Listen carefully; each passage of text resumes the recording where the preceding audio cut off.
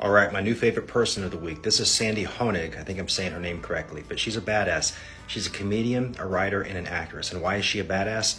Well, she has a condition that's called gastroparesis. It's where her stomach won't move food through it, so she ends up uncontrollably vomiting throughout the day. So why does this make her a badass, you ask?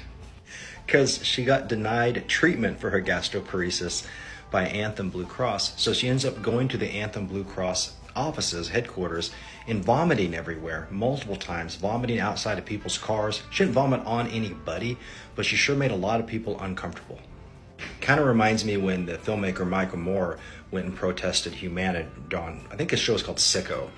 And I love this guerrilla warfare being taken to the insurance company. And I want to share with you something I helped a patient do one time.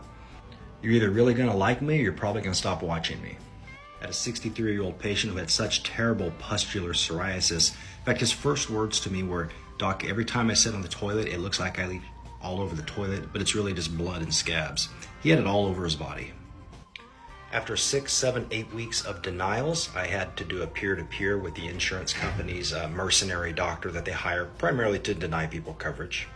And even that didn't get us anywhere. And we even got it, they're just straight up obstructive. We even got a letter one time saying, this is not approved for pediatric use, the medicine I wanted to get. I said, well, that's cool. The guy's 63. So just straight up, just administrative, like bureaucratic obstructiveness is what it was. So I found the home address and the office address of the CEO. I also found out the doctor's office address that had denied the coverage, and I gave it to the patient.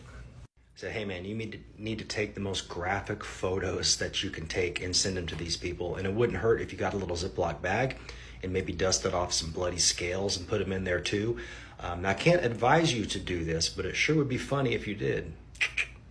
And he did. He mailed bags of bloody scales to both addresses, as well as some shockingly revealing photos. The man had no shame whatsoever, and he was desperate to get his medicine. After 7.5 weeks of being stonewalled, we got an approval within 10 days. Don't be afraid to fight dirty with insurance companies, because they sure as hell are not scared to fight dirty with you.